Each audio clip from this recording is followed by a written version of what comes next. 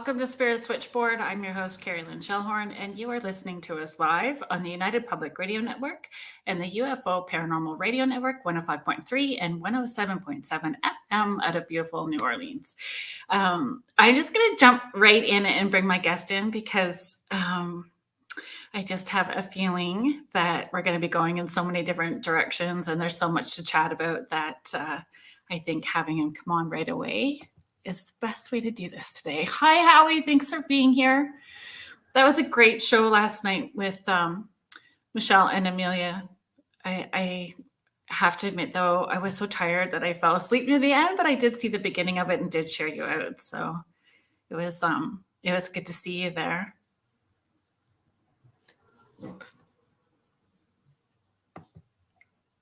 Let's just put this up. So today's guest, I was so excited. I've been telling everybody, you're welcome, Howie. I've been telling everybody, I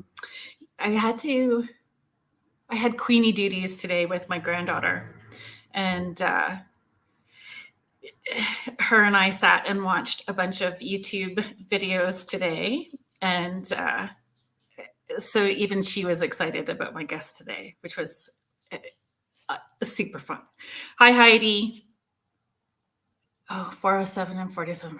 That's it. Hi, James. Thanks for being here. I'm excited, James, for you to connect with the guest today. I think that you guys have a number of things that you'll be able to connect with. So author, animal photojournalist, filmmaker, adventurer, Jason Kenzie. Hello. Hi, Jason. Hi. How are you? Good. How are you doing? I'm very good. So where are you? Are you in BC? Like Yes. You're based out of BC? Out of Vancouver, British Columbia, yeah. Yeah. My daughter went to the island. I gave her a gift when she finished her undergrad before she started her master's. She went out there and she's like, I'm probably going to end up here. And I'm like, I'll never get you back. She's like, And is she there? Yeah, she's like, she loved it. So she's living here in Vancouver? No, she's back here. She did her master's. She started her PhD. She's like a busy girl. She missed mommy. I don't know. She loves it out there though. She went to the island, and I know like it keeps calling her back. Yeah. My oldest son went to Calgary. He's never coming back to Ontario. He's like, they all want to go that way. So she moved to Vancouver Island. Is that right? She moved to Vancouver Island? Well, her uncle lives there, and she wants to go back there. Yeah. Nice. Yeah. Nice. It's called Ape Island. Ape Island. Is it really? Yeah. There's been so many Bigfoot sightings out there on Vancouver Island. I had Thomas Seawood on the show last year talking about from his experiences, right? Like, there's so many out that way. Have you investigated in Alberta at all? Yes. So on the border of BC and Alberta is the Rocky Mountains.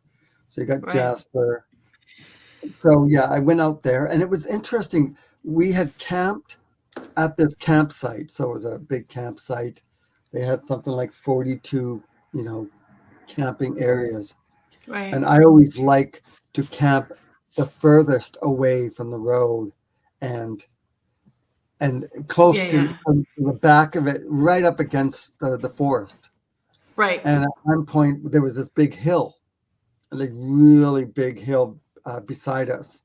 Right. And I told my buddies, because we were just there to just do some camping. And I brought my camera gear with me because I thought, well, maybe I'll film some cutaways, and usually cutaways are just like forest shots and stuff like that. I decided I was just gonna hike up this giant hill up to the top, and when I got to the very top of the hill, I walked like about 20 feet, and there in front of me was this massive tree X, like a massive tree structure, and it totally just stuck out. Like to the point where it looked like it's like someone taking matchsticks and throwing them up into the air, and then they just fall but they're massive, like just these giant trees that were placed. And not broken at the bottom. So one looked like it was moved over. Right. And then placed over. The other one looked like it was pushed over. And right. The one thing I do find, and even this one had a tree that was the one that was pushed over. It had another tree over top on the bottom as if it was trying to keep it there. And then there was a tree on top of it, which I found, usually I love finding the big giant tree structures, the ones that that even 5 men couldn't lift and unless they had pulleys or brute strength, So I'm just going to get to some of these hellos, and then I just want to backtrack a wee bit. James, I'm so glad that you're here. So James lives in Washington, on a mountain in his cabin, and he talks about the Sasquatch behind his house all the time. So he was pretty excited about. Yeah. Whereabouts in Washington, I wonder? We can find out. James is saying the big X is Sasquatch way to tell you no trespassing. So I've been told, it's a possibility until Sasquatch can come and tell me that. I still don't know 100% why they would build it. Yeah. But I can tell you. Hey, how are you? What's up, Kenzie? Look at you guys. We've been secretly planning this all week. The tables have been turned, my friend. You are live on YouTube. No, it's not Fonzie. It's Jason Kenzie. Turn that up? Yeah, I'm going to turn it up. Live. It'll just be like a domino. It would be like a domino.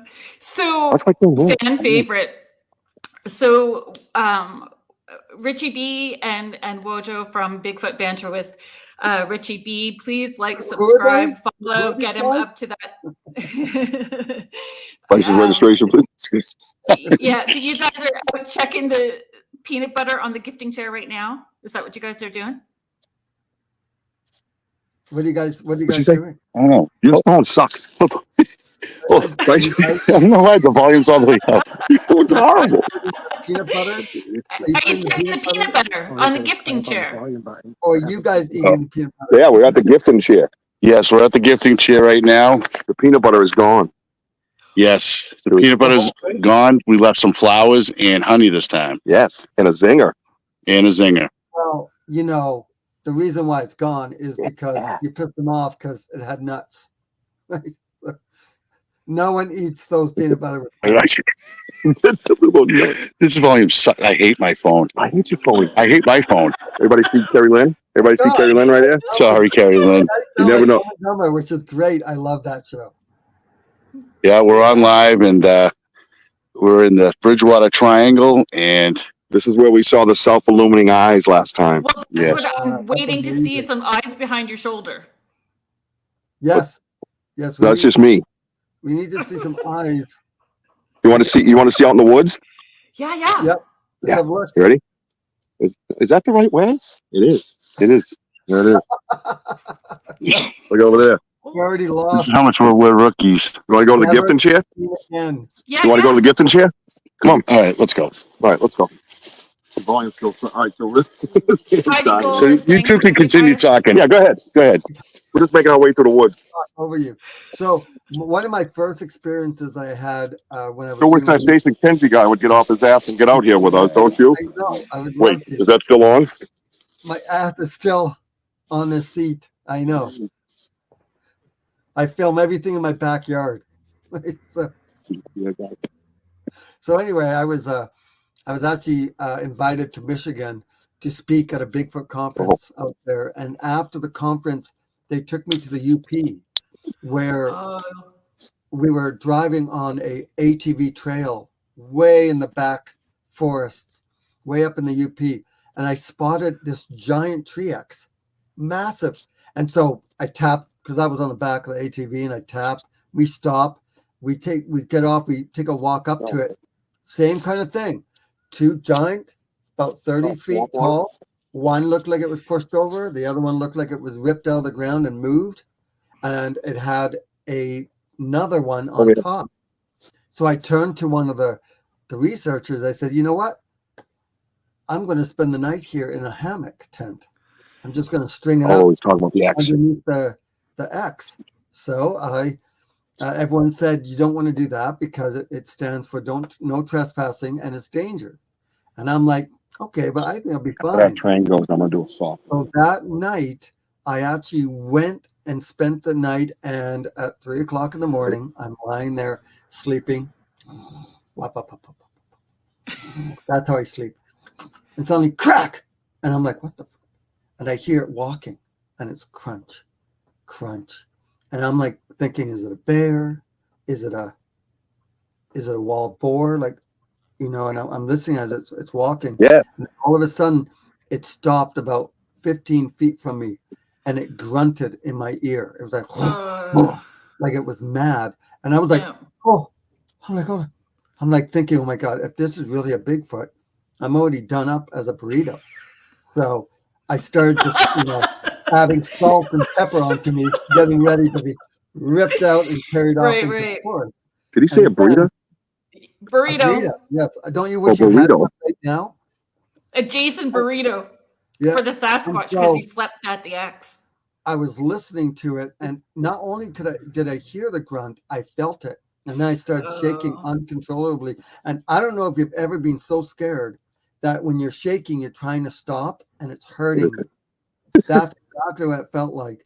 Then it turned and started walking away, and it was a crunch, crunch, crunch, crunch. Everybody stay still. Like it took like That's 5 scary. or 6 steps, and then it was nothing. And I yelled out to see if my friend was out, and I said, David, is that you? And David says, Jason, yeah, I'm here. What do you want? And I unzipped really fast, and I ran around, and there's David just lying there, all bundled up about 20 feet from me. So did he hear it too? No, he didn't hear it. So I said, was that you walking around? He's like, no, Jay, I was sleeping. I only woke up when you called my name. And I'm like, are you fucking kidding me? And so for the next little bit, we were looking for footprints or whatever. Couldn't find nothing. But that was, and at the same time this was happening, there was a recorder that was probably about Kenzie talking 100 feet away, and it caught whoop, whoop, like some weird talking. Oh, like the gibberish stuff. Gibberish, like, yeah. Kenzie talk. I have that in the recording. I should have sent that to you. So hey, So I'm gonna do a soft whoop right now. You guys want to hang out for a second, and then we'll let you guys get back on, because we don't want to take all of Sir Kenzie's time up. Yep. You know what I mean? Yeah. And every time he tells the burrito story, he goes, I unzipped, and I get nervous. I got to be honest. Oh, go ahead. All right. Sorry. As I hear. I get nervous. I'm like, please say sleeping bags. Please say sleeping bags. I don't know. I'm hearing grumbling in your stomach. I'm out of my pants. Like, duh. I knew I'd get him to say it. Well, the Kerrilynn show is not our show. Hey, they got 2 hours, by the way. You know, we get 2 hours. We got lots of time. They did contact me earlier in the day and said, hey, I want you to say this on Don't you listen to him. All right, you ready? There we go. Just do the whoop. All right, everybody, count to 10 in your heads softly.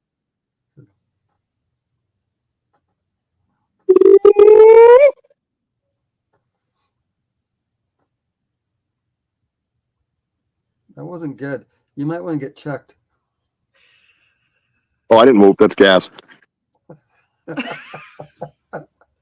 Jason, do one. Jason, do one. Jason, do a whoop. Did you hear it? Would you hear it if I did it? How about I do a howl? I'll do a howl. Yeah, see? Yeah, go. Okay, I'll get close. Woo!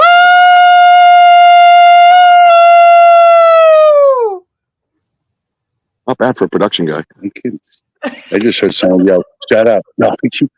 Yeah, I would laugh at suddenly this 900-pound freaking monster comes ripping out of the Thrashing forest and grabs both of you and carries you off on live stream. As long as it's recorded. I'm like, oh my God, that's terrible. I really like your cell phone. No, as long as it's recorded. I will keep rolling. Don't you worry. It's all about the search. That's right. It's all No, about the evidence. well, after you record, you want to throw it, right? Throw it so someone finds it. I agree. And I don't know what's going to happen to Wojo. All right. Well, Thanks for popping on. thank you for having us. Listen, banter with Richie B and the Wojo don't merely pop on, ma'am. Okay? We have dedicated our time to this event. All right, I'm sorry. Hello, 911. Yes, we have some talk. One last thing. I want you to invest them right now. Is that a big phone or a little phone? It's a little one. Look for a big guy and a small guy. You're talking to Sasquatch again. Look like Bigfoot. I do want to know, is that a Christmas tree like behind it so lit up? Yeah, it's got bubble Halloween pumpkin lights on it. Pumpkin lights? Pumpkin lights, like those old fashioned bubble lights. Like that's a little bit too. I'd rather get ripped apart by Sasquatch. Yeah. Oh, he's got the short cup again. Well, you two have a great show. Have a great show. Thank you. Get off now. sorry, Sir Kenzie. We're leaving. We'll see you later. Bye, guys. From the woods, Banter with Richie B. We're out. Back to you, Bob. Like, subscribe, follow. What? Banter with Richie Try the B. merch. Try merch. Oh, my Buy the ears. merch. Keep climbing. Thank you. Bye. You know, That was I'm awesome. pretty sure we just got invaded by some homeless guys. Oh wait, they're still on. Damn it! So anyway, okay, I want you to drop it right there on top of them. Okay? Yes. Thanks. I messaged Richie earlier in the week. I went, look, this is what are you guys doing? Do you want to pop in? Pop Nice. in and say hi at the That same was time. awesome. I love Yeah. those So guys. okay, so James is saying northeastern Washington along the Colville National Forest. Okay. Okay. That's Okay. where he is at. Needs a. I guess I should come out there and come visit James, and if he'd want to have me, and we can go out there into his area and see what we can find. Well, he says that he hears them, talks about it a lot actually, which is pretty cool. Hi, Jackie. Thank you for being here. Jackie, what's up? Heidi, I agreed. As long as somebody is filming it, then it's all good, right? Of course. Thanks, Heidi. James says, bring a sack lunch with you. A sack lunch? You got it. I bring the beers, but I don't drink alcohol. Sorry about that, James. It influences things. You originally, well, and you still do, right? Animal, so it was exotic animal photojournalism, right? And do you find, and so was that not your first documentary too? Like was with? Well, I was filming a web series called Jason Kenzie's Animal Adventures, and I was putting them on YouTube. Right. And that was how, I did that for 20 years, over 20 years doing that kind of photography. I started as an event and wedding photographer back in the day before I got into producing films. But yeah, if anyone likes animals, you just put Jason Kenzie's Animal Adventures and you'll find there's 400 videos of behind the scenes of my photo shoots. So you get to see me play with foxes and everything. Howie is just sharing, we have a lot of action and activity in Harrisonburg, Virginia, Folks Mountain. I'd like to go to Virginia. I want to do a documentary on Mothman. Oh. Because Mothman isn't too far away from there, I assume. I haven't done too much research yet on Mothman, but. No. And you can do the documentary about it and come back on, because everyone that I've contacted has not responded about coming on the show to talk about Mothman. So I'll lean on you. That's I'll okay. I'll lean on you to do it. You know, Um, out of all these cryptids that's out there, mhm. Bigfoot, because he has big feet, Pleasant Dogman, Point. because it has kind of a face of a wolf or dog, Mothman, because it has bright red eyes and kind of looks like a moth. Imagine if there was a chicken man out there. Who would be afraid of it? No one. I'm like I'm being chased by chicken man. There are people who are very scared of birds. But chickens? Oh, chickens can be nasty. Usually If it people, was like a banty rooster, big banty rooster, no, I'd be scared of it. Wait, I'd be so scared. usually it's pigeons and crows and seagulls. They're the main ones that people, you know, are terrified of. But not Mm. everyone, but obviously some people. There's a name for it. Did you grow up around chickens? No. Well, I, no, but I have done a few I'm taking this all away, but documentaries on chickens. see, Heidi's saying chickens are terrifying. When we were growing up, we had chickens, and the banty roosters they were so mean. We used to go in with like a 2x4. So if they flew up at us, we would hit them to knock them Yeah. out. Yeah. Well, that's a shame, Heidi. I just bought you some chickens. Yeah. Now what am I going to do? Okay, so Howie, we're all sideways. Howie, thanks for hanging out tonight in the chat. Howie, I've been missing you. We have a myth of deer head man. Deer head man? So it has a head of a deer? He feels as a skinwalker. Well, kind of. Well, they say skinwalker. They kind of have like antlers, and the skinwalkers is basically a bit of every animal, really. Like it's just this giant, like it took pieces from all different animals and stuck it together, basically. They should have called it. Heidi, I feel that. I'm with you. Go in with a broom or a shovel because some of them are they were nasty. Heidi's saying. Well, you know what? It's Halloween, so pretty much go in with a Shapeshifter. broom. Okay, so where I was going with where you started with the docuseries was how did it shift and change? Like, what did you bring forward with you when you started doing the Sasquatch series, or how did you evolve into Okay, like, so what happened was, so I was doing my animal adventures and I was having a lot of fun. I was traveling all over the world, just meeting people with exotic animals, tigers and bears and you name it, crazy world of exotic crazy, animals. Kangaroos and alligators, these giant spiders as pets. And a lady that had 5 wolves, a lady that has a pet bobcat, 400-pound tiger, 900-pound grizzly bear, like just, different kinds of pets. Then when in 2019, when the world stopped breathing and we weren't able to, go walk around, I wasn't able to do my animal adventures. So I was sitting around a fire with my friend, Paul, and I said, I was basically venting. I was upset and I was choked because I wasn't able to do my animal adventures. It was one thing that made me very happy.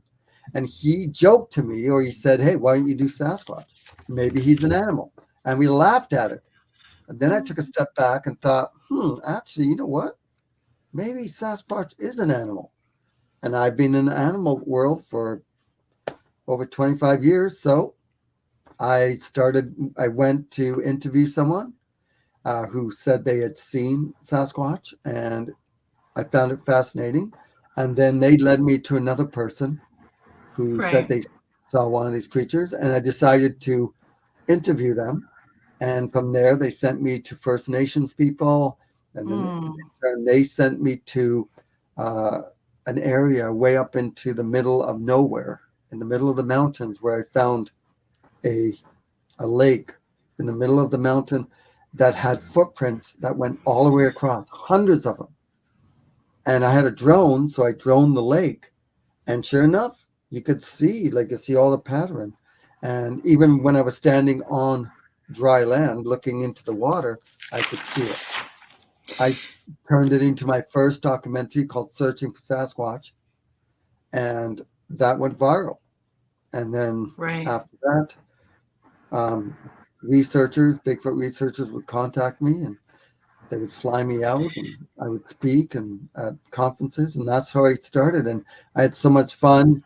It was a whole new world for me, and then I did another documentary, and yeah, it just went from there. And now I'm up to 15. So how has your opinion changed? When you first started, maybe it is an animal. So now what are your thoughts about what Sasquatch could be? I went in at 20% a believer. That Bigfoot is real. And now after 6.5 years, almost 7 years, and 15 documentaries and like 40 expeditions, I'm up to 50% a believer. The reason why I'm not, because I've seen some crazy stuff out there. I've seen the trees that are ripped out of the ground and turned upside down, jammed into the ground. I've seen the eye shine, creatures watching me from behind, the roars, the audio, the screams, but I haven't had a daytime sighting. So I need to have a daytime sighting before I will believe 100% that Bigfoot is real. It's interesting where everybody's line is, like what experience they need to have in order to be that believer. Oh, we're doing the cup. Do you have the little cup? I don't know what you're talking about. I have no idea. I have this one. Oh, I like it. Grr. Just for you. It looks like it's out of. Oh, okay. So ceramic. I thought it was metal. It has a dog paw on the other side. Oh, it's a dog part. You have dogs? 2. What kind of dogs do you have? A bulldog Shar-Pei named Bruce and a Chihuahua pug named Nora. Oh, that's cute. So does the Shar-Pei have a black tongue? He does. With a black tongue? Yeah. I think they have black skin too. So he's a bulldog Shar-Pei cross. So he's he's brindled, with that very dark face and a short flapped over ears. He's really sweet. That's sweet. Cute. Mm-hmm. That's cute. So I've done a lot of dog photography. I still do. Well, Christmas is coming. He's pretty. So, Christmas is coming, so people will hire me to do dog photos. Do they really? Oh yeah. I have dog photos. Let's do the other plug. I wrote down this for you too, because I want to make sure. Searching for Sasquatch, the hidden treasure of Bigfoot. Kids. There's the little cup. What's that? On Amazon, if you're purchasing for a family, your book, your little family book. Yeah. I have 4 children's books. Yep. And I have the comic book. Yeah. And I have another. So I do have another Bigfoot book that I don't really talk about, and it's not really like I don't pitch it out there, but it's called. It's black. It has a big Bigfoot face on there, and it's a hardcover book, and it's called Everything We Know About the Legendary Bigfoot. And when you open it, it's blank. Blank. There's nothing. It's blank. But the thing is, I did something kind of sneaky with it, where it isn't completely blank, but it kind of is. But I turned it into almost like a journal for people. So chapter 1 is my first Bigfoot sighting. Chapter 2 is the first Bigfoot audio scream. Chapter 3 is finding my first Bigfoot footprint, and on like that. And then so people can actually take the book and they can use it as kind of like a journal where they can talk. But everything we know about the legendary Bigfoot. And that you can find on Amazon as well. Right. Yeah. So that was when you were talking about flip on YouTube and grab something, it's the outtakes. You are so funny. You are so funny. The outtakes crack me up. And I think there's a lot of outtakes. There's a lot. But it would be scary to hear those howls in the middle of the night or see those light shine eyes. It's super scary and staying calm. And then we laugh about it later, Yeah. like Yeah, we laugh at it later. we But laugh at it in later. the moment, Yeah. I just took two people out into the forest on a Bigfoot expedition, Laura and Matt, in northern Michigan, and yeah, it went down. Like, it was crazy. The stuff that happened was just nuts. Like, we were surrounded. They were walking around us. We So could see them flanked. peeking behind the trees, like just So you think when looking. they're flanking you, they're trying to walk you out? Well, Not wanting you there? at the time, we had gone off trail, and I believe there was some paranormal stuff happening. It wasn't just because we were seeing like shadow people too, and Right. these giant mounds all around. These When were giant. you there? What's that? When Yeah, I was were you walking. there? Just recently? Oh yeah, like a week and a half ago. Okay, I have a theory I want to toss by you. So you Yeah. finish, and I'm going to write down so I don't forget. Yeah.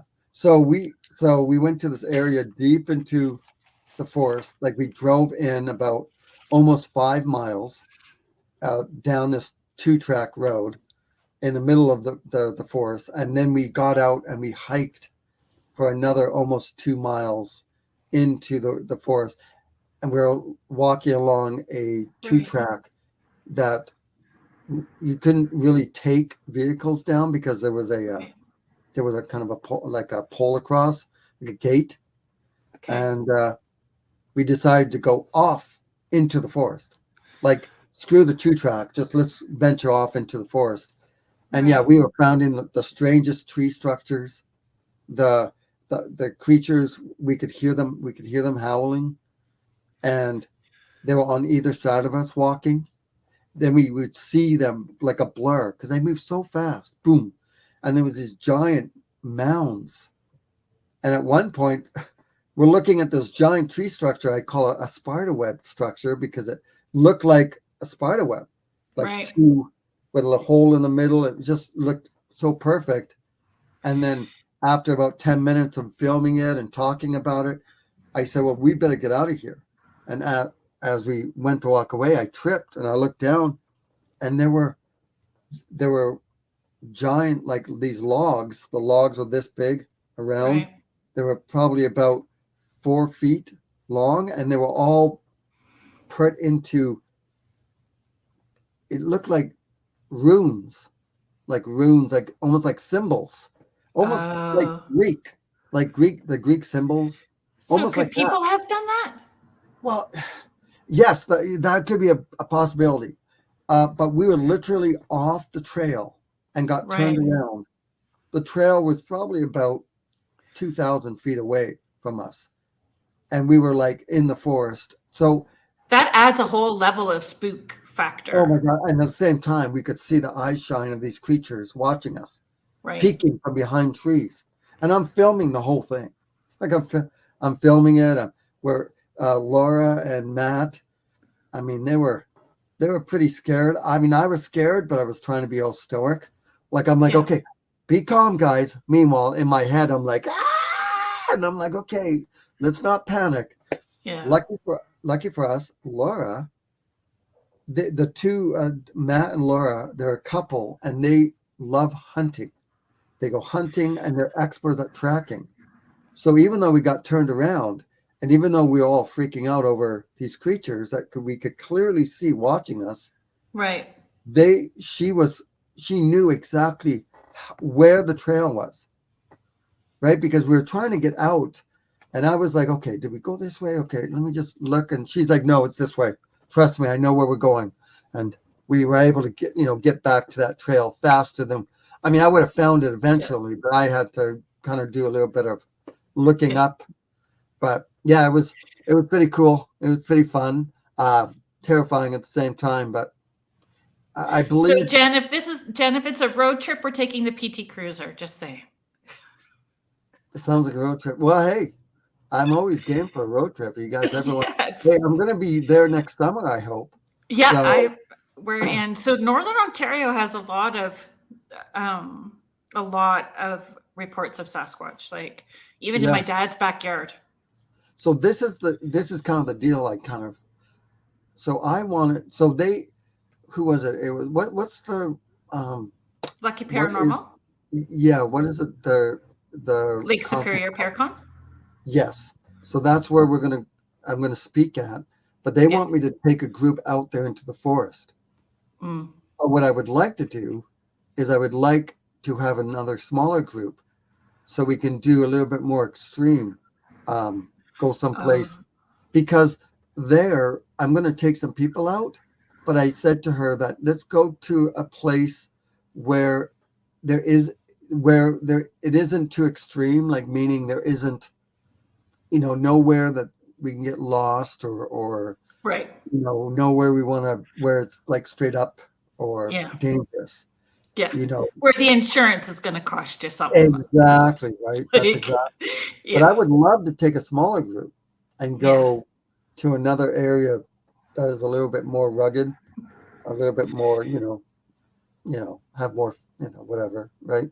Yeah. Okay, so here, do you want to hear my theory? I talked to somebody.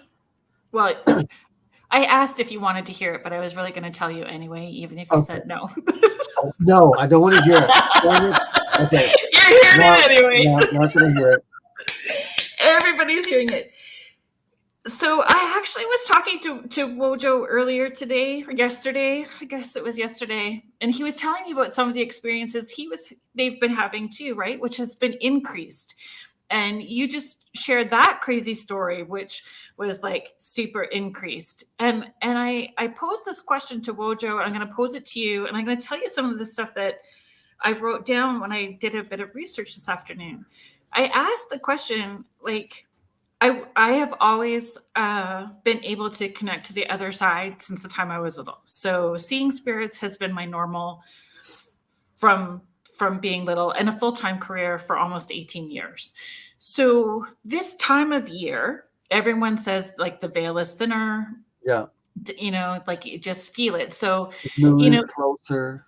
Right? Yeah, all that kind of stuff. And I've never, it always bothered me. Just even the phrase I always call it stink eye tight butt. Like I hear that phrase that, the veil is thin, and I go, like, it's all right. I said, but for someone like me, it's the same year round, but it kind of amps up because everyone's putting that same collective thought into it. Everybody is putting that same collective thought. So would the activity increase with Sasquatch as well too, if it's dimensional, if they can create portals, if they can do telepathy? Like wouldn't you could take that assumption as well too, if that veil is thin or vibrationally, energetically it's different this time of year?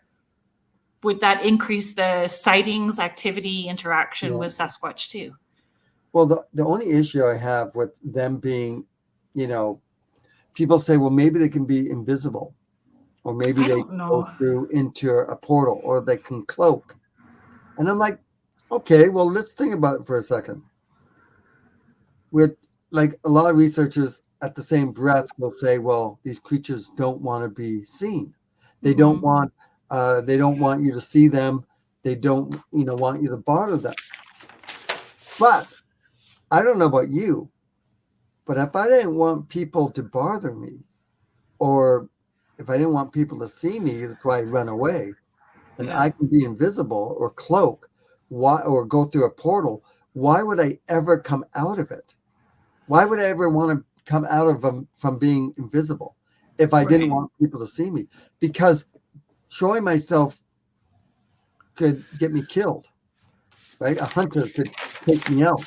Yeah. So this thing about them cloaking or being invisible, it's kind of I don't know. Not saying they can't cloak or be invisible, because there are real animals on this planet that can actually almost cloak or almost be invisible, or they have extreme camouflage, which is cuttlefish. They can almost do a translucent with their body, where they almost look see-through. There is some animals that are translucent. You can see right through them. Well, right? and my favorite is an octopus. Everything like that. They Octopus is a camouflage. master of disguise. My They can beautiful literally- tattoo is yeah. one big octopus on my Well, arm. they can morph into Yeah. looking like coral or rock, Yeah. right? So because I know that there are animals that are like that, chameleon, the walking stick bug, they extreme Which is camouflage. another great video. You like that? Yeah. That was fun. But yeah, so maybe Sasquatch, maybe they can cloak. Maybe they have extreme camouflage where they can morph to look like Yeah. a tree or get close, because Well, if there's animals out there that do it, there could be a possibility they could do it. There's no animal on the planet that can go through a time like a warp, like there's no animal on the planet that can do that. So I can't say, because usually when I'm talking about Bigfoot, when I'm researching, I think what is out there in the wild, right? Yeah.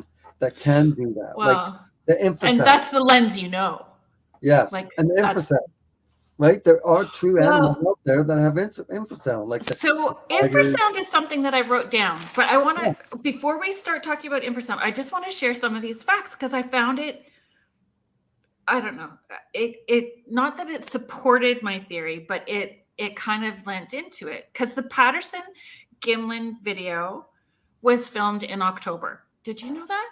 It was in October. Yeah. And so Bob Titmus, he was from British Columbia.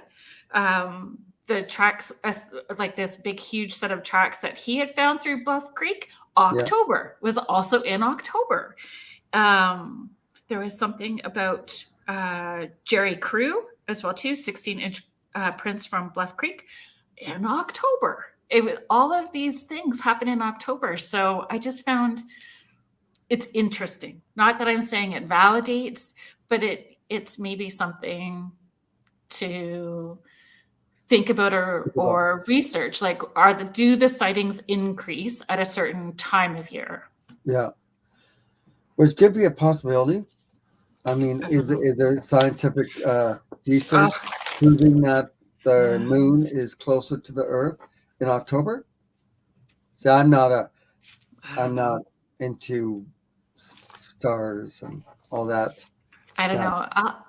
We'll ask Joni. We'll ask Joni, who's my astrology friend. She'll know. When is the moon? Yes. I'm asking my friend Google. The moon is at its closest to the Earth when it is at perigee and at its furthest when it is at apogee. The time between consecutive perigees is called the anomalistic month, which is approximately 27.55455 days. And in October! So the moon is closest to the day with James. Perigee and apogee. Okay, So, we know that. Julie, thank you, Julie. She said definitely food for thought. Heather, I agree with you.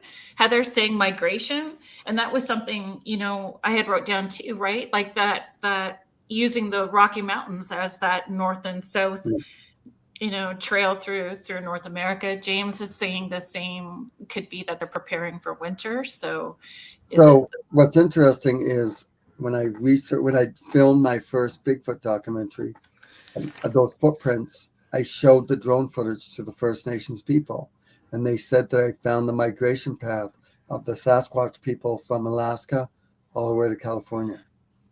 Yeah. So that was interesting. But I found this in July. So, but not saying that the footprints were there right in July. But you know what? Now I go back to thinking, okay, what animals out there migrate? And there is many of them that migrate. So maybe the Sasquatch people do migrate. Right? Well, yeah, because I know the indigenous people from the area that I grew up said the same, like, think about a bear and what a bear would eat, and that's what a Sasquatch is going to eat, and behaviors are going to have as well too. So I don't know. Heidi's asking, What are your thoughts on more and more people looking or focusing their attention on them recently in the last few years, or even during October? Well, it's interesting. One of the biggest reasons why I love searching for Bigfoot in October is because the leaves are changing color, and you can see further into the forest because the leaves have fallen down, Right. and it's not cold enough. Like it's not too cold, because I have actually I've done an expedition in the snow, and it's not as nice, Right. but in October is one of the perfect times to go because it's not too hot, not too cold, and it's beautiful with all the colors. Right. And there you can see further in the forest, especially if you're using thermal Like a imaging. flare. Yeah, a FLIR or infrared. Right. I want to research into that even more. You should. Infrasound. Infrasound. So there are animals that do have infrasound, right? Like whales, tigers, elephants, Right. right? So I think, okay, maybe it's real that Sasquatch has infrasound. Now I've felt the infrasound from Did these it boards. make you sick? No, but it did. It shook me. Like it shook me inside to the point where I wasn't sick, but my eyes would go poof, poof, poof, poof, poof. Like I Right. would have a It quick. moved right through you. Yeah, it moved right through me, and I could feel it. Like it just Right. went right through, and it kind of like just shook it. I don't remember feeling sick though, but I've heard it a few times. I've been roared at half a dozen times.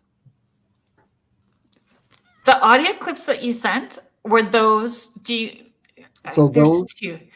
yeah, so those were captured in Minnesota on the Red Lake Indian Band Reservation. Now it's one of the largest lakes in North America, and this huge reservation that they don't allow anyone to go on. If you're not part of a member, if you're not like a member, then you're not allowed to go into that forest. And if you get caught, you can actually, I think it's mandatory that they put you in for 3 months just for being in there. Really? So no one goes in there. Not even they go in there. They don't even go into the forest, and especially not at night. And when I told them that I was going to go into the forest at night, they thought I was crazy. They're like, okay. And I was out there with the she squatchers, and yeah, it was a lot of fun. Yeah, it was a lot of fun, and we heard the howls. We heard the crazy stuff out there. We found some. I think I sent you the picture of the red. Is it a red tree structure? Yes. Sorry, I'm just trying to get it up here now. Do you want to show people the roar? Yeah. The short one. Sorry, I thought I had it set up proper, so just give me a second. But yeah, so we're sitting around a campfire, and I would say probably 2 hours goes by and nothing happens. And I stood up and I said, you know what? I'm just going to do a howl. And a couple of the researchers I were with, they kind of rolled their eyes and said, why? It's stupid. You just look stupid doing it. It doesn't do anything. And I'm like, well, we've been here for 2 hours and nothing's happened. I just, you know what? Just in giggles, I'm just going to go do it. What the heck? And of course they were like, oh, fine. So I did a howl, very similar to what I just did there earlier. And no lies, I'm sitting in front of you. Within 30 seconds after I did the howl, we got this howl from behind us. And then all of a sudden, in front of us, probably a few miles away, there was another howl. So the one behind us was so close, they must have been within 100 feet or 200 feet behind us, watching us. And then it howled. It was crazy. And then the coyotes started. And I always love it when the coyotes start. because you could tell the difference between coyotes and these other creatures howling. I don't So know this if I is- grabbed the right one. So we're gonna. Are they both from the same? Yeah, so this is a short one. This is the short.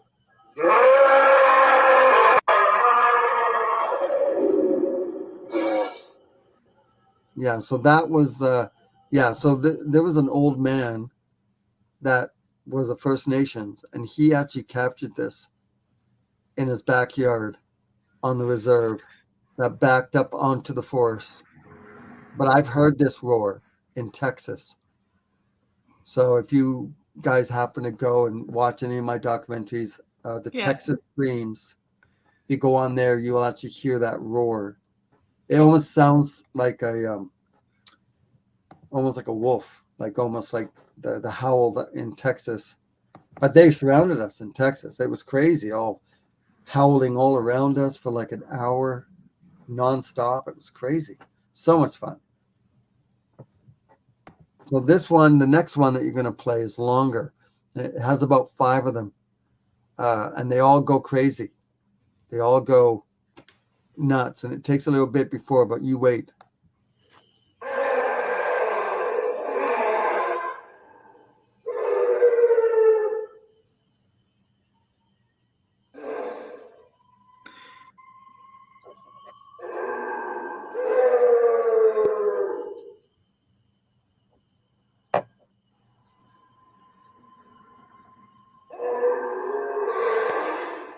They sound angry or hurt. And it's that huff at the Yeah. like. Now wait. Here it comes. This is it.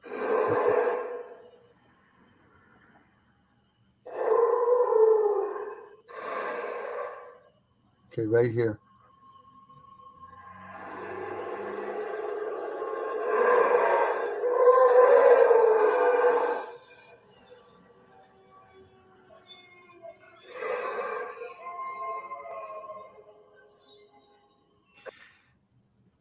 Yeah. Okay.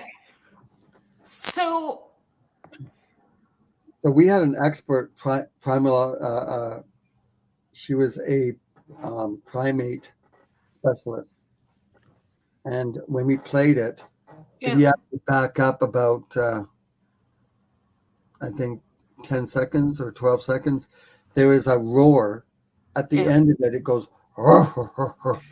yeah. and that she said there's no animal on this planet that can do that except for a primate. So it was like, wow, that's pretty impressive. But Heidi's saying, "Oh my hell, yikes!" And like you almost need to listen to it with your eyes closed and imagine being deep in the forest at the same time. It's so, oh my hell, yikes, as you're sitting in your cozy, living room watching a podcast to like being out there at the time. In there, I've been into some really deep forest. Like sometimes I've gone in by helicopter and got dropped off. Yeah.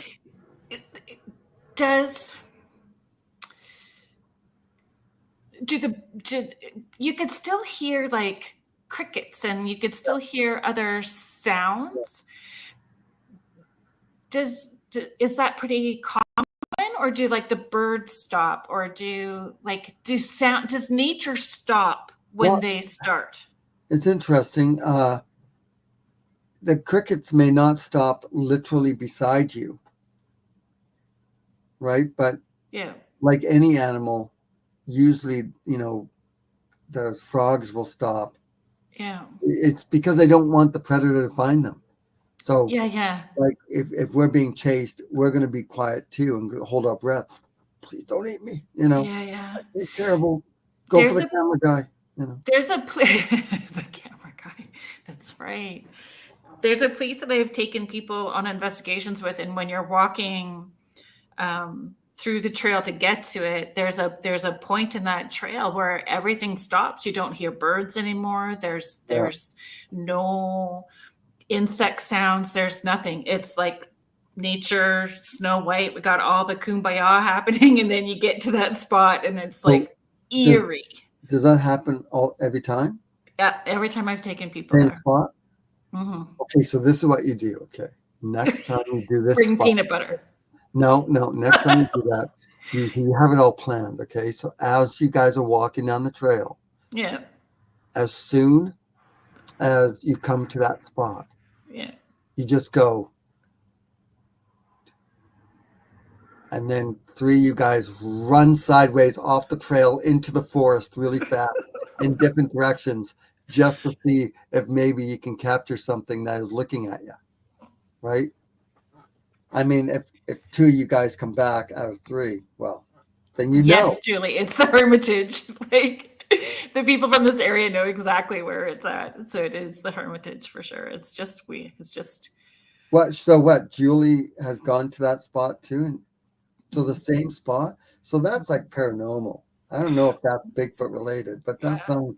Oh, I don't know if it's Bigfoot either. It's definitely paranormal. There's all kinds of weirdness that Yeah. happens there. All kinds of weirdness. Heidi is saying I can't fathom hearing that in the physical, for sure. Yeah, it is. It is. It can be pretty nerve wracking for sure. Like, Yeah, that one time I was in the forest by myself, and I got dropped off by helicopter, and what happened was my light went off. Like my light batteries died, and stupid me, I only had one light, so I basically backed myself up against a tree right. and just sat there all night listening to, like, I mean, it was probably just like mice and whatever walking around, Right. like scurrying around. Right. But when you're in the dark and you have no light, It's every little sound sounds like an elephant. because it's like sensory deprivation, right? Yeah. So everything, all the other senses just get so Mhm. heightened. If when you're listening back, have you ever caught other sounds that you didn't know that you had caught, or different Well, there's been seeing it many. back, watching it back, like Yeah. where you didn't So see it at the time, but you yeah. caught it Oh after yeah. when you're That editing? happens all the time. So when I edit my stuff, I have the lights off and it's dark and I have my screen, I'm doing my thing, and all of a sudden I will see eye shine looking over my shoulder, like only 10 feet in the forest. And I at the moment I heard something walking, but I couldn't see it. But Right. I would have my camera facing me and I'd be talking on the camera. I Right. would basically just be like, I'd have my camera and I'd be like, so anyway, blah, blah, blah, blah, blah, like da, da, da. And over my shoulder, a creature would be just watching me. And that's happened. And if anyone watches my documentaries, you'll know exactly what I'm talking about because I put it in there. And, Yeah. you see that. And it happens so many times. It's as if the creatures think I'm not looking at them. So they peek their heads out, right? Right. But they don't realize the camera's, facing them. Yeah. So Julia's just sharing about the Hermitage. I used to ride my bike to that place when I was young. When we're young, we're so So that was like a couple of weeks ago. yes. You were pretty young.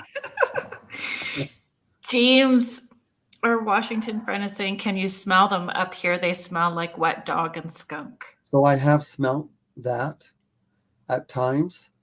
It's almost like the smell is kind of, floating through the air and it just passes through you.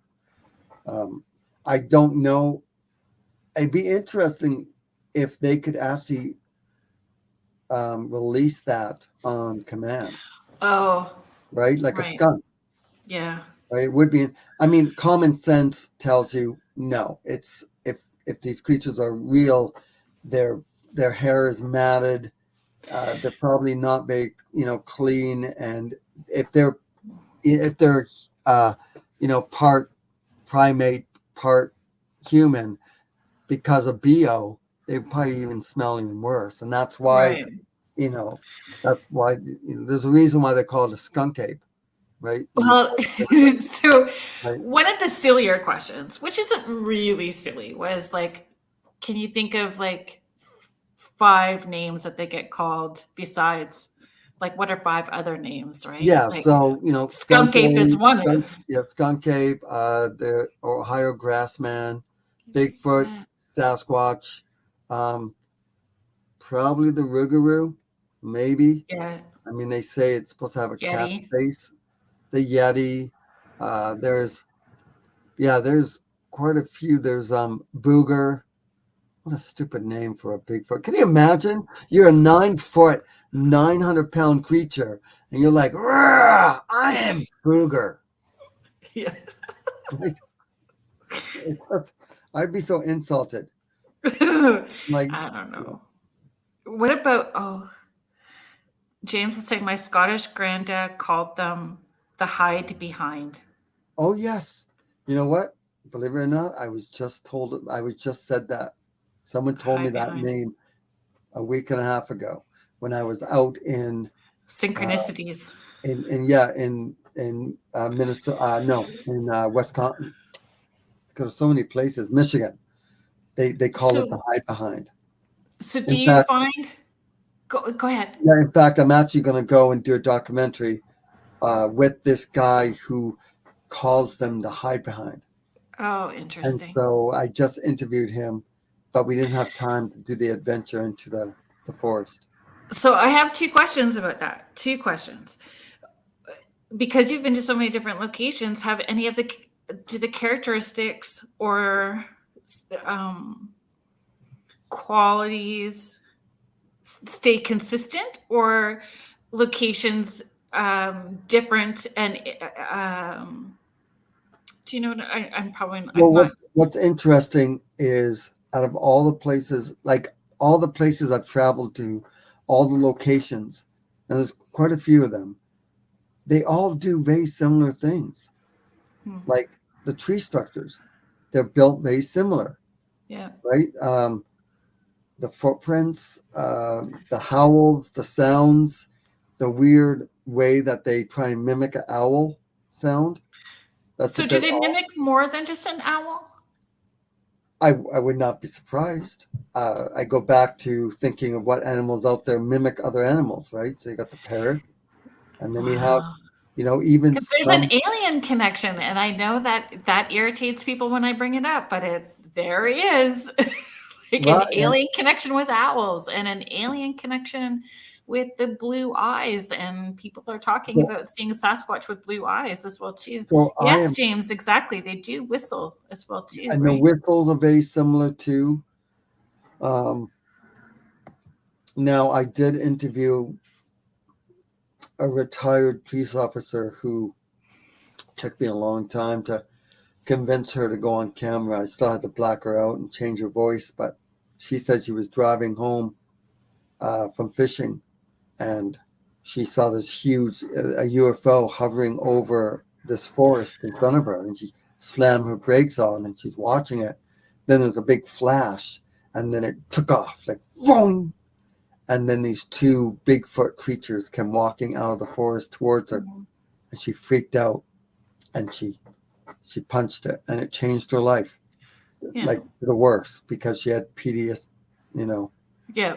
she had PTSD. Well, it changes your perception of what reality is. well, that's the thing. She was so straight as an arrow, and then now she's Yeah. questioning it. Yeah. And she was trying really hard to say she didn't see what she saw, but it drove her a little bit nuts. And, she still didn't want people knowing who she was, because she didn't want her police officer friends to, Because there still is judgment, as much as we are out in the open more than what we have been in the past, like with all the different shows and documentaries and podcasts and all the things that are happening now. But there still is a stigma attached to it. Yeah, There's of still course. a stigma. James is showing, ever talk to the engineers driving trains through the backcountry and ask if they've ever seen a Sasquatch?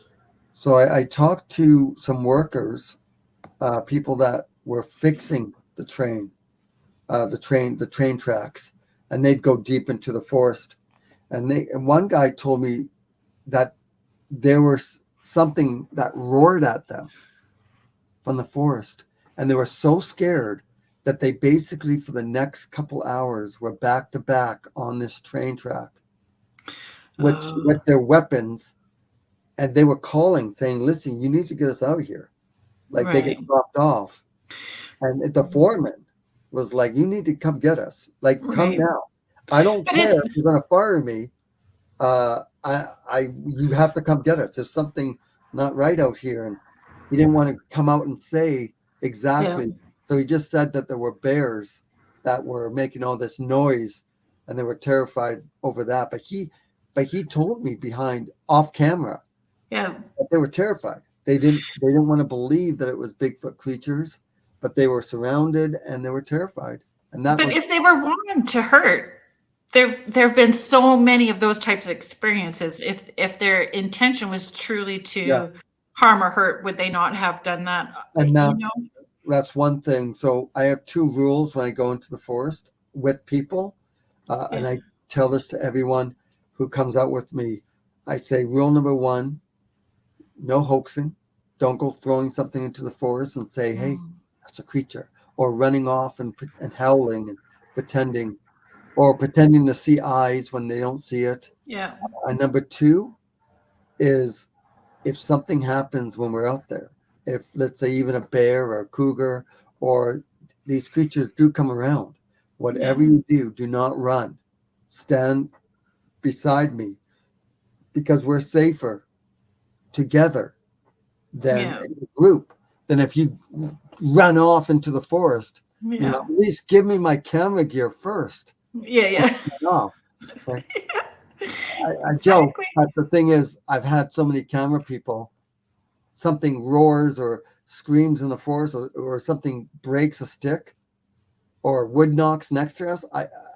I lost count how many camera people would run, and I'm running after them, not trying to save them, but like yelling, "Give me my camera gear!" Yes. If you're gonna run, and I tell them, listen, I've done this quite a while. Allegedly, these creatures are around me.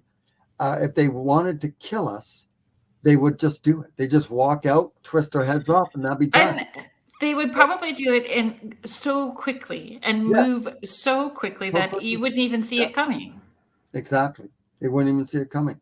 And if we're still standing here, then they're not wanting to kill us. At least that's my theory for now. Yeah. Until Because Jason Kenzie disappears. Never no. in Ontario. Thunder Bay. In Thunder Bay. Oh, Thunder Bay. They only found Kerrilynn. And the camera. And the camera. You didn't understand what she was saying. You just like, oh yeah, Jason's gone. Get me out of here. The sighting that my dad had shared was about 6 or 7 years ago, and it was not far behind where he lives on one of the reserves outside of Sault Ste. Marie, and there was I don't know if it was 9 or 10 foot tall bipedal something dragging part of the hind end of a moose carcass. Oh, really? Mm-hmm. So it's got to be pretty big if it's dragging part of a moose carcass, and that's what I had said to my dad. As you know, would somebody take me out? And he said, if it's eating like a moose carcass, what do you think it's going to do to you? And I'm like, it would be an epic death, and make sure it's filmed. Yeah, it's just that's what it would be, right? James, thank you so much for reminding me, because I started going on conversations and I always get rolling. So thanks for reminding me that we need to do the station ID as well too. It's fellow radio guy. So, for anybody that is joining us just now, thank you for listening to Spirit Switchboard. I'm your host, Kerrilynn Shellhorn, and you are listening to us live on the United Public Radio Network and the UFO Paranormal Radio Network, 105.3 and 107.7 FM out of beautiful New Orleans. And thank you for joining us. And our guest today is Jason Kenzie, author, adventurer, filmmaker, all the hats. Scaredy cat. But I think it should be. I think being scared is just being respectful of the situation that you put yourself in as well too. And I I appreciate your approach at the same time, because you do go in being respectful of the land, respectful of the resources, respectful of the animals, the situation, and the people. So Yeah. that's important too, right? And when you're putting so much content out and you're teaching people and mirroring to people on the ways to do this ethically and with integrity, and that's important. It is I think. very important. No, it really is. I know. I agree with you. I wouldn't be like, no, forget it. Whatever you said. And the camera's down, and the other Jason, the dark Yeah. side, comes out. Jason, throw the camera. Throw the camera. Exactly. Where did we leave off before the station ID? Oh yeah, so like making sure that we have the camera as well too. But I think so personal experiences that happen, and when you're when you're documenting, when you're cutting things down, like there's so much that you can't. How do you pick and choose what gets put together into the docuseries? What's get less? Is there enough that you could have a whole B film too with what gets cut out? Yeah, there's a lot of bloopers. I trip a lot when I'm in the forest, and usually I'm holding a big video camera. So, Right. there is a lot of bloopers, and I am thinking of just putting together one 45-minute blooper. I Searching for honestly, Sasquatch. here's Watch my money. Jason stumble. Here's my money. Yeah, here's your money. Exactly right. Honestly. Money not to do that. But I think that's real too, though. Like when we're just being authentically ourselves and real, people relate to it and they appreciate it. There's no ego in it, right? The way I film my documentaries is I want people, like my documentaries are not perfect. I know that. They're not perfectly filmed. And I film it in a way where I hope that people can feel like they're with me on this adventure, like beside me. That's why I will talk into the camera. That's why I do a lot of, I didn't want it to be too polished. I wanted it to just feel like you're with me, beside me, and just hanging out in the moment, being scared with me. Yeah, because I think it's the video clip that we did get. You can hear it in your voice when you're sharing. You can hear it, and so before you show that clip, I'll do a backstory on it for sure. Yeah. So the clip she's about to show you is a creature. Well, let me back up. So I was in Michigan, and I was probably about an hour and a half away, maybe 2 hours away from Ann Arbor. In Michigan. And I was on a farm. There was a farm, and they had something like, I can't remember, 20 acres that backed onto a massive forest that probably had 800,000 acres of pristine forest. Wow. And I was meeting up with Robin Haynes McCrae, which is a lady that can mind speak with these creatures.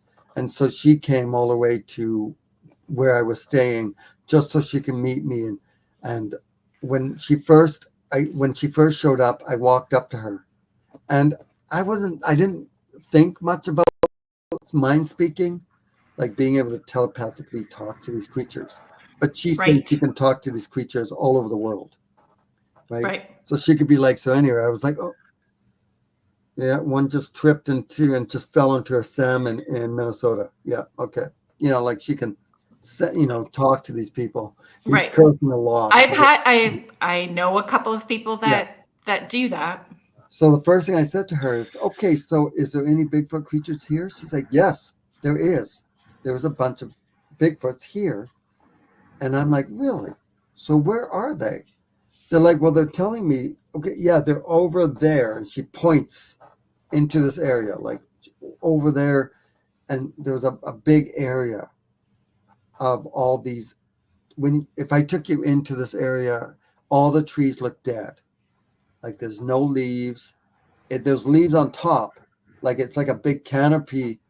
and all the Right. trees they're bare with these. It looks like like Hansel and Gretel when they go into the dark forest of death. You know, like it Right. looks scary like that. But Right. at the very top, it's a big, huge canopy. So when you walk in, it looks pretty scary. And she's Right. like, yeah, they're over there in that area. I'm like, really? So why are they over there? What out of all these places, why are they over there? They're like, well, there's a family of them, and they're there because the food source is over there. Like they're telling me birds, and I'm like, really? Well, that's interesting, because that's where all the wild turkeys roost in the evening. And I knew that Interesting. because I'd already been there on that property for a week. Right. So I kind of knew where, like people would tell me where they would roost. So Right. that evening, first off, I said, can you tell them I'm going to come and try and meet them? And she's like, oh, yeah, they already know. And I'm like, really? You eavesdroppers, right? Like I just yell out there on the. But how thoughts crazy- are loud, Jason. Yeah, Thoughts are loud. So that evening, 5 of us, once like 9 o'clock in the evening, 10 o'clock in the evening, when the sun went Right. down, we headed off into that area. And we got out of the vehicles. And as we walked through these tall grass, literally as we passed through, because it was like grass, tree line. Like you just passed through like the gates of hell. Like you're going Right. through. As soon as I passed in, it was like crash. Something large runs, and I was filming this way, and it scared me. And I looked, and I could just see like a shadow, and like the back of it go through the trees, and the trees came back. Like it just went through the trees, and the trees came back. So I did what any normal, sane person would do: is I run after it. Right? Yes. That is exactly what you do. I'm running through the forest, and I could hear it, and my camera's rolling, and I could hear it crashing through the forest. And it's not avoiding the branches, these big, thick branches. It is literally bulldozing through these branches, Wow. breaking them, and stepping on these giant logs that are just breaking underneath it. And finally, after about 100 feet, I stopped because I wasn't able to catch up. Now, I can't say it was Bigfoot, but I do know that usually animals, because we weren't being quiet, we were like talking. Right. So deer and bear and all that would usually run off. And there was Right. no bears in the area anyway. I didn't see.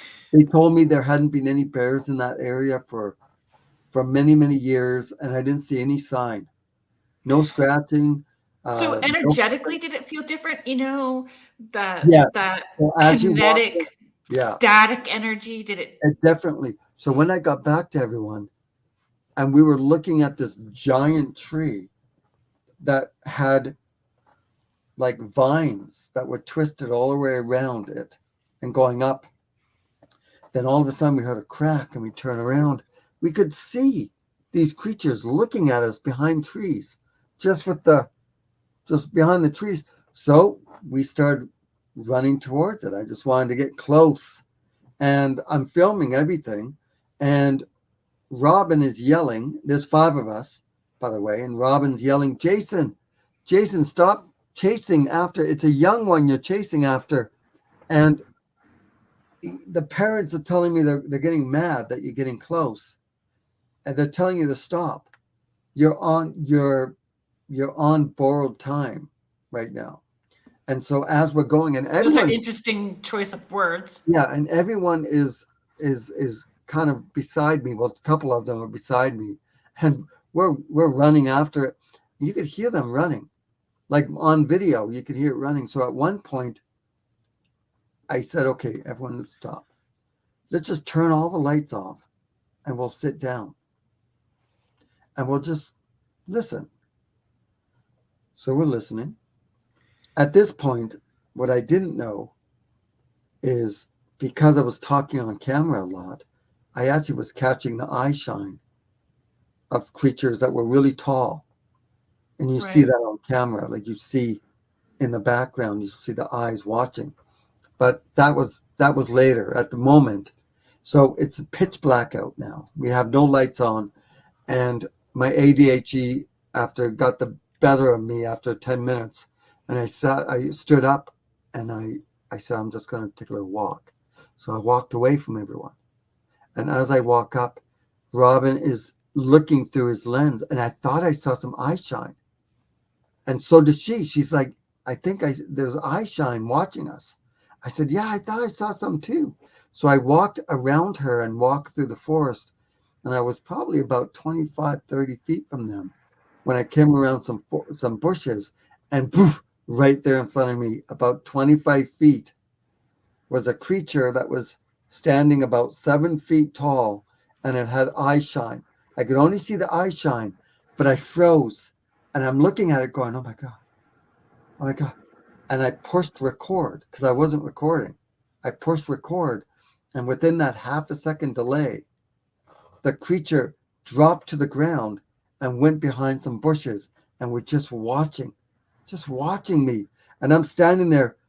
I did not take my eyes off of it, because every time all these eyewitnesses that I talked to over the years, they said very similar things, is as soon as they saw it, they took their eyes off of it for a second and it took off.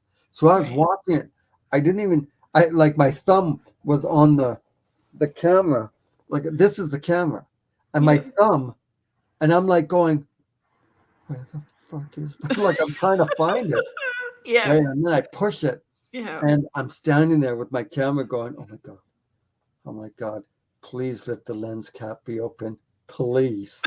And I'm filming it for like 30, like it probably was for a minute, and it's just looking at me. And so the footage that you're about to show is the creature looking at me from behind. Now, I'm not saying it was a Bigfoot creature, but all I'm thinking is, oh my God, Robin, if Robin's right, and this is a young Bigfoot, I'm literally standing there waiting for the adults to come walking up behind me and go, hit me on the top of the head and just kill me. That's what I'm thinking. I'm thinking, oh my God. And people say, well, maybe it's an owl that's behind there. I'm like, let me tell you something about owls. Owls do not, like birds, usually don't touch the ground unless they're eating. I mean, yes, ducks and geese and chickens, they touch the ground. Yes, it baffles me. But most wild birds, they only touch the ground to eat. And the reason for that is anything that kills them is usually on the ground. So they try and stay up in the trees, or they're flying. Right. So if it was an owl, why the heck would an owl fly down closer to the ground where it's more vulnerable? So definitely not an owl. But anyway, this is the video. It's going to be hard for people to see because it's so small, but you can find it large on my documentary. Remember, it's shaky because I'm shaky. Ernie, I am looking at one right now. Yeah, you see the little eye shine right in the middle And it's of it. looking at me. Yes. I'm filming him for like 30 seconds, the eye shine. And he is looking. I hope I get it. I'm fucking shaking. Yeah, I was pretty scared because I didn't know exactly, because I know animals, and whatever that animal is, whatever it is, was not natural. Ernie, See the Ernie, I am looking at one right now. there is a bit of I'm delay looking at something, on it. and it's looking at me. Yes. I've been filming him for like 30 seconds, the eye shine. And he is It's pretty looking. hard. People have to I go hope on. I get it. I'm fucking No, you shaking. can. The tree snapping, is that somebody walking towards you too? No, that's it walking away. Was that the tree snapping? Yeah, that was it was walking away, because as the guy was coming, it was running off. It was actually going through the forest. And then I went on the other side, and there was a bit of a hill. So whatever that was standing on a bit of a hill, and it was still. But when I came around the corner of the bushes, I actually saw it standing there about 7 feet, whatever that was. But man, it was terrifying. for sure. James is saying you've been through all of that and you're only at 50% believer. Because I need a daytime sighting. The daytime. I need to see. I need the thing to walk up and slap me in the face. Do you think carry it'll me be off. daytime or dusk? With Well, dusk, Well, dusk it work has for to be you? like it has to be a full body, like where I can see it clear as day, not Yeah. eye shine and a bit of a shadow. Yeah. I 'Cause I can imagine I imagine if it stood out in my flashlight in the beam of light and it was like lit up like a Christmas tree. Okay, maybe I could move way up there for sure, but I need So that. taking people on investigations, even doing the seances at home, any of that kind of stuff, I always encourage people to like introduce themselves, state their intention, all that kind of stuff. So if the person that was with you guys who was communicating telepathically with them, you know, Yeah, if you had introduced yourself or was like, I'm just here to introduce myself or check myself out, even though you're super scared, yeah. would that have made a difference, do you think? Or did she encourage, or did that person encourage that? Did they, I don't know. Well, Was there a conversation around anything like that? If she's communicating with them and they've allowed connection, like they allowed that connection to happen yeah, they with would you. have for sure. And this is the thing. I mean, a Bigfoot, like people say to me, leave them alone. Stop chasing them. I'm like, I am so sorry that you feel like that, but I have to let you know, I'm in the middle of the forest camping, and Yeah. all of a sudden, these creatures come around me. They're coming to me. There's no, like when I say I'm going out to find Bigfoot, it's usually the other way around.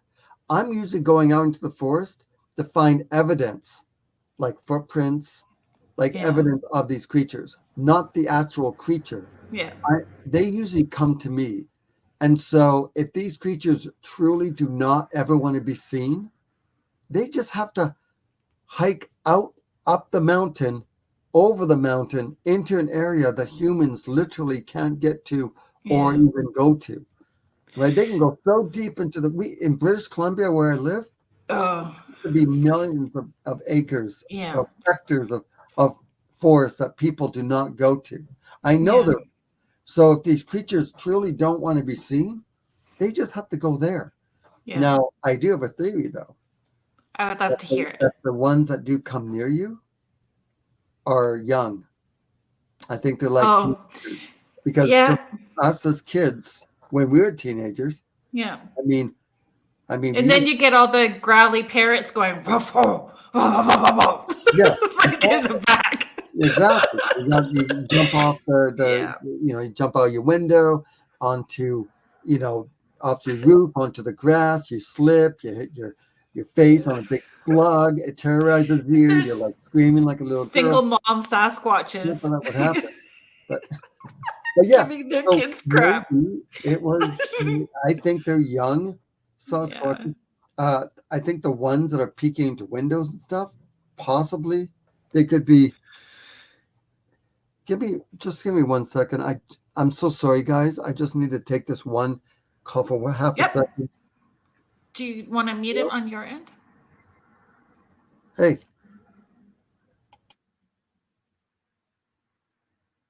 Okay, guys that are in the chat, how do you guys feel you would handle all of that? Would you go out? James, you've been able to audibly hear them. Have you seen them as well too, where you are? so I apologize very It's much. okay. It was my brother, and he had called me like 6 times.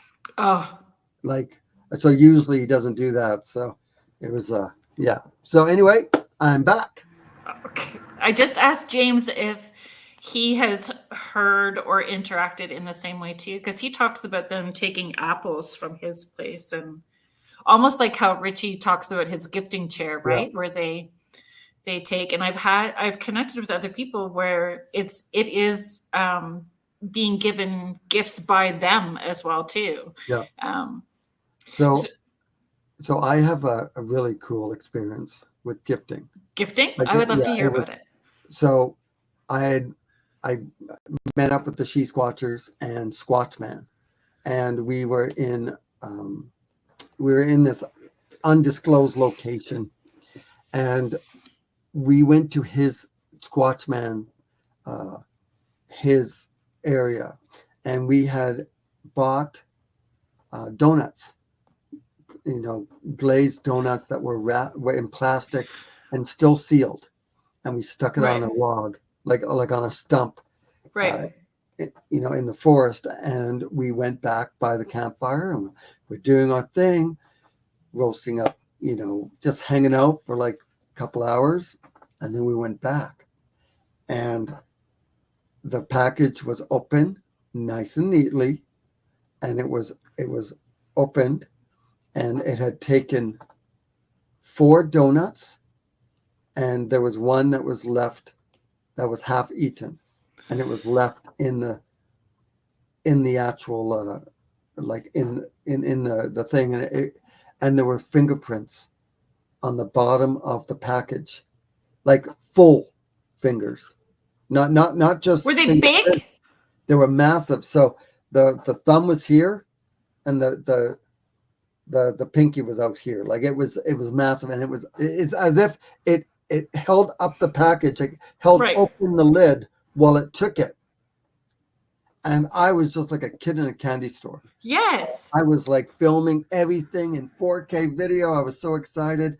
I still can't say it was Bigfoot because I didn't see it, but you could definitely. It's interesting. We took lots of pictures, and so the next day. And so here's the thing: there was beef jerky, there was some candies, there was an apple, and none of it was touched except for the package of donuts. And it took a bite of the apple, but it went, and then it didn't take the bite, but it put its teeth marks just bit into it around it, which I think it could have been a young Bigfoot, because obviously if a Bigfoot is that big, like let's say a young one is 7 feet tall, then the head would be huge. So you think the apple would be like, popping it in. Yeah, it would be like but it took a bite of the apple, right, and then it put it back. But the beef jerky wasn't touched. So the next night we did the same thing, exactly the same, and we left it there, and we went back. We sat around the campfire for a couple hours, and then we went back, and it was all gone. It was ripped apart. All the donuts were eaten. All the beef jerky, everything was ripped apart, and there was raccoon prints all around it. Interesting. So totally different. I was so excited because of that, because I wanted to tell the viewers or people that the first time was not wild animals. Yeah. Because they would rip it apart. And then when I was able to show what real animals would do, it was awesome, because the first time it looked like it took its thumb and just cut open, when you buy a donut, you slice it open and then it opened it up. And you know how hard it is to get those plastic things open. You're like, damn it, and then you cut your finger, and you're like, that's incredible, eh? Yeah, it was actually cool. So that was in Searching for Sasquatch 9. They Feast in the Darkness. That's what I called it. Do you know, it's on Amazon Prime, right? But we can't watch it here. They're all on Tubi. You can watch Tubi. it. Yeah, you can watch it. On Tubi. Okay, James is saying, because when you needed to step out just for a quick second, I had asked if people had those, if James had seen them, smell them, taken apples, all that kind of stuff. And he's like, yep, they pass through the property a lot. So he's definitely having those experiences. Jen, I'm surprised you're still hanging out, but I'm really glad that you are. She would be freaking out about all of those experiences for sure. Carol Brimmer Rand, my mother-in-law saw a Sasquatch while riding on a train through the Rockies. She was interviewed on CBC radio about it. That's interesting. Oh, that's interesting. So, are you in Alberta, Carol? I think I wonder if, or were you in BC? Like, was your mom in BC? mm, I mean, I imagine the Rockies is more of the Alberta. Tammy Johnnings is sharing. I watched a show about Sasquatch with my dad when I was about 8 or 9 years old. It was at night and portrayed them as dangerous and scary. I couldn't sleep for years after that. Well, that's interesting. I have. Oh, she was living in Alberta at the time. Yeah. So yeah. Well, that's interesting. Mm-hmm. I'll tell you an interesting animal story that Do happened. you want? We still have some. So I just trying to be mindful of our time. We have about 20 minutes, but you have like all the photos of that we haven't shared yet either. Yeah, let's have a look at those photos then. Okay. Are there ones that you want me? The one with the red light? Yeah. So that was the spider web structure. And so that was right. So right after I howled, and then we got those two howls and then the coyotes, there was a weird owl sound that came out of the forest. So one of the she-squatches, Tammy, and I, we went into the forest to go look and see what was making that sound. And as we were walking around, we found this structure. Just it was totally abnormal. You could see, and the red light, we're using red light because allegedly these creatures can't see red. But yeah, that was, it's hard to say, but you could see how I call it a spider web. And ironically, there was an actual spider web right across from it. So. Really? Yeah. So. Isn't that really cool? So at the bottom of all of.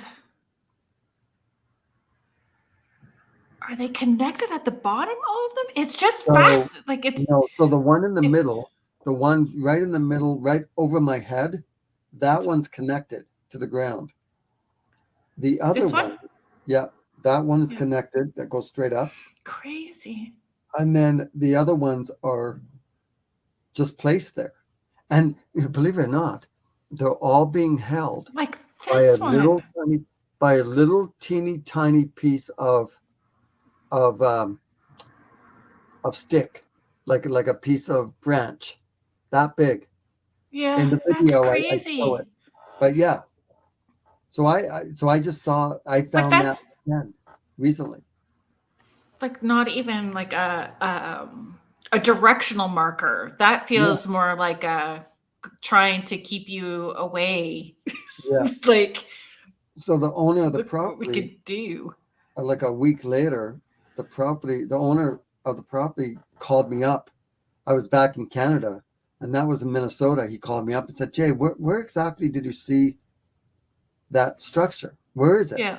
And I explained it. And go down this trail, go straight down about 200 feet, look off to the left or off to the right, you'll find it. And I hung up. 20 minutes later, he calls me up and goes, "I still can't find it, Jay. Where exactly is it?" And I explained it some more because he was walking around looking for it. And then 20 minutes later, he calls me back and says, "Yeah, it's destroyed. It's on the ground. Like it's being dismantled." Interesting. Later. So I was like, wow, that's crazy. Michelle said Sasquatch sundial. Yeah, exactly. It's wondering where the sun comes up. So Michelle was also asking, what do you imagine would stand out the most of a Sasquatch's features if or when you do see one face to face? Like features, like what it would look like. Mm-hmm. I imagine it's going to be matted, like the hair, because I think they would have hair instead of fur. I think more hair, but we matted, probably look really disgusting looking. We'd probably have a head, like a big head. Ironically, only a couple of weeks ago, a guy said that he was out in the forest and he felt like something was behind him. So he took his phone and he held it up and he took a picture of behind him. Like just took a picture, didn't turn around, he just took a picture. He showed me the picture that he took. I'm like, man, if this is CGI, I mean, it was incredible. He took a picture, and literally in the picture, you see this giant head of a creature right behind him. And you see like the eyes, the nose, like the brow, the nose. And it was an incredible photo of this creature. And he didn't want to show people, but he felt like he wanted to show me. He's like, I want to show you. And he looks around like, make sure no one sees him. And he takes he shows the picture to me. I'm like, wow. So yeah, it's interesting. So it's your turn's coming then. Yeah, I think all those things. Yeah, your turn's coming. All those synchronicities and the way that it's lining up, then it'll be your turn coming for sure. But I think their face would be dark. I've always imagined like black. I don't know, but dark skin. Yeah, well, everyone that I've interviewed who told me their eyewitness accounts had said that they had a pretty dark face, but no hair on their face. No, I don't imagine either. Well, that was a question I was going to ask you too. Were there consistencies or themes with all of the witness accounts? Totally. Like in many places, people would say there wasn't much hair on the face. I have not seen on the face. Yeah, on the face. I've never seen colored eyes. I've only seen white or off-white, like yellow. I haven't seen the red eyes. I haven't seen blue eyes. As a shine. As an eye shine, yes. I've not seen that. I have seen the weird lights in the forest. So, again, then what would that be? So I don't know. Like, but what I could tell you what led up to it. So James is asking a great question. Maybe like deer change color as the seasons change. That could be a possibility. I did not know that their eyes change as the season. Is it because they want to camouflage? I mean, I know they changed from when they were young, as a coat, like their coat. I didn't know that their eyes would change color. I don't know. As the seasons. Do you mean their eyes, James, or just their coat? Because I didn't know their eyes change color too, but that's cool. I have, again, just because Nora's stinking cute, but I mean, my Nora has one brown eye and one blue eye. She's got David Bowie eyes. Oh, that's cool. So one blue one. So interesting. Where I'm from, and maybe where you're from too, the First Nations people, they have a name for it. It's called the ghost-eyed.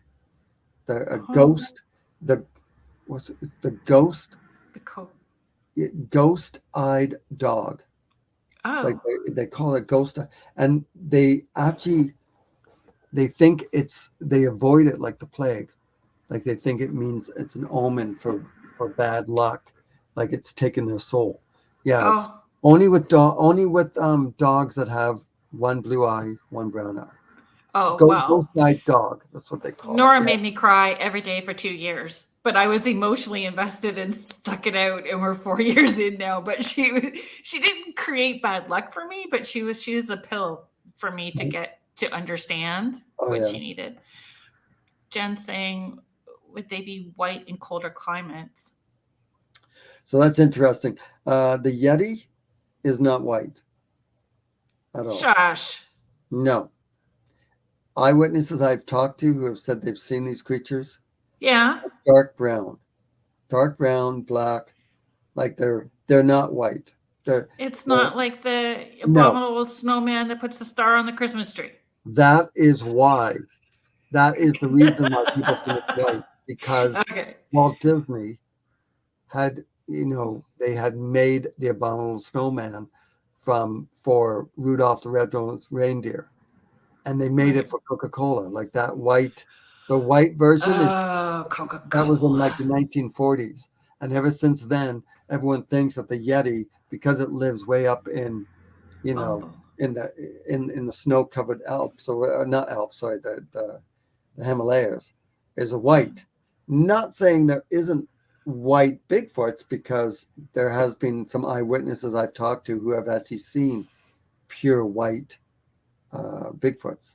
Right. Again, we'll just go back. It's the single single mom Sasquatch with the stress of having to take care of the Exactly. teenage ones that keep raiding Exactly. places. I told you to stay away from those humans and that damn Jason guy. Exactly. Glad you're feeling that. And I think the interest is because there's so many possibilities to it, right? The wonderment of it. And that's what I hope people with mystery. all of the mystery, for sure. And I think we need that. We need to have mystery and things to wonder about and investigate. And we need that magic when there's so many things to be stressed out about and shiza stuff that's happening in the world. A little bit of mystery is needed every day. Yeah, it's true. And I love it. Oh, That's why I do it so much. Michelle is asking if you'll share more about the lights. No. Okay, so okay, I'll try and say it fast. So that was good. Okay, no. So that was great gibberish.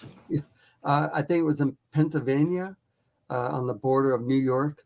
A guy who did tracking, he was hunting, he saw Bigfoot, and it changed his life.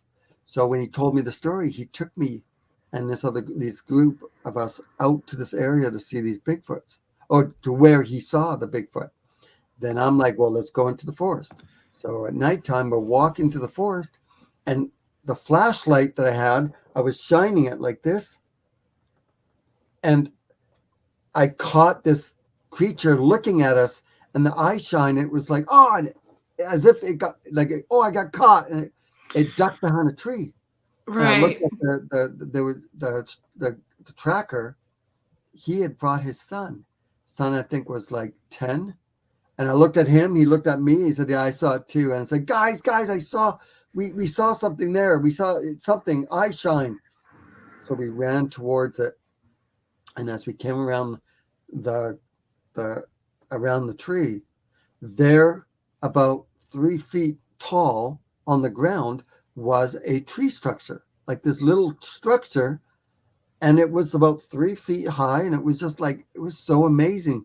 There's a little Wow. tiny, almost like a little teepee little structure, and then we could hear it running off, so we followed it. So we're going through the forest, then all of a sudden we see this giant red light moving in the forest. It looked like a car headlight. No, a car tail light. Right. That's what it looked like, a giant tail light. So I go running towards it because that's a smart thing to do. And I'm yelling, "Hey, excuse me, hello. If you're a hunter, please don't shoot me. I'm unarmed. Hello. Right. Hello. If you're a Bigfoot, please don't eat me. I taste terrible." And then we Not start like chicken. running after this light, and I jumped over a log, and boom, there was a footprint right there in front of me. Crazy. 14 inches, and we spent 10 minutes looking at the footprint. And then I turned and said, "What about the light, guys?" And we stood up, and the light was gone. So I don't know what the lights are exactly. No theory? I don't know. I really don't know. It's paranormal somehow, but I've seen it a few times in the forest, and it's really odd to see. Yeah. So again, is it paranormal? Is it dimensional? Is it? I don't know. Well, I've talked to a few witnesses who saw Bigfoot at the same time as they saw lights, either Yeah. after they saw Bigfoot or before they saw Bigfoot. They would see these And lights. so if we talk about, do they emit a smell if they get scared like a skunk? If it's energy that builds up, when I don't know. I mean, I'm not going to say that I didn't do it as an adult, because I certainly have done it because, Yeah. grade 4 sense of humor. But if you're shuffling along a carpet and then you touch somebody, if you do it at nighttime, you see that kinetic energy spark. Yeah. So is it potentially something like that as well too? I don't know. Well, yeah. Lots of theories and questions I'd like to know if they can actually submit, or if they can submit the infrasound without the roar. Like they're like, right? I'd like to know if they can do that. Just like an X-Men. like an X-Men, like just kind of shoot the infrasound, Yeah. that would Trevor- be interesting. Trevor is sharing possible dimensional portal that allows them to travel to different parts of North American continent. And I mean the tunnel systems and cave systems that are all over the place as well too. There's also that. I more believe that they could, be living in those cave systems, Yeah. because we know from real animals like Yeah. bears and Yeah. wolves, foxes, they live in caverns, right? I had this up, but I need to be mindful that our time is kind of come to our end. 2 hours went by really quickly. What's coming up next? If we can share really quickly what's coming up next. What So adventure are you going on next? So I just finished filming 5 new Bigfoot documentaries and a couple Wow. paranormal documentaries. So I'm excited for those. yeah, those are coming out. People can find all my documentaries on Tubi. There's 15 of them, and there's 2 paranormal ones too, and there's going to be a third one coming very soon. My next expedition is probably going to be Toronto, or going to be in Ontario with you. Sounds good. I'm up for it. I think that's going to be my next one. Yeah. There is plans of me going to England and speaking at Paracon, which is the largest, paranormal Through event. Parastream, please Parastream. subscribe. Yeah, to Parastream. You'll find Richie there as well too. Yep, you can find all my documentaries on Parastream also. And if anyone is listening from England, come down to Paracon. Come say hi to me. Yeah, I'll even sign my comic book. Oh, sign my yeah. comic See, that's the one I was. Yeah, Yeah, I have that's a comic awesome. book called Searching for Sasquatch, and it's beautifully made with Bigfoot creatures, and So fun. that may or may not be me. Okay, I'm not say right with the she squatchers right here. The she squatchers are great too. Everybody needs to take a follow with Yeah, them as They are so well. much fun, and then of course you can find my my children's books The kids' too. I books. try and teach the little ghost boy, Loch Ness Yeah. Monster, and there's It's the character JJ. Adventures of Little JJ. Yeah. That's what the Little name is. JJ. So Oh, it's it's a right there. little Yeah. 6-year-old boy that uses his imagination to travel the world, meeting new Love friends, it. animals, and whatnot.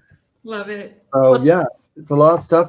If you just Google Jason Kenzie's either Animal Adventures or Searching for Sasquatch or Bigfoot, you'll find lots of you too. my videos. Thanks so much for being here, Jason. Thank you, everybody that participated in the chat. The show would not be what it is without you guys participating and your comments and questions. I'm so grateful to all of you. Thank you to Joe Montaldo and Michelle DeRoche, United Public Radio Network and the UFO Paranormal Radio Network, 105.3 and 107.7 FM out of New Orleans. Thanks for being here, everybody, so much. I appreciate all of you. Next week, I will have Jacqueline Goldman of Guelph Urbex back on talking about all of the fun stuff that we did through October, that she did through October. So have a good week, everybody, and we'll see you next week. Thank you for having me. See you guys.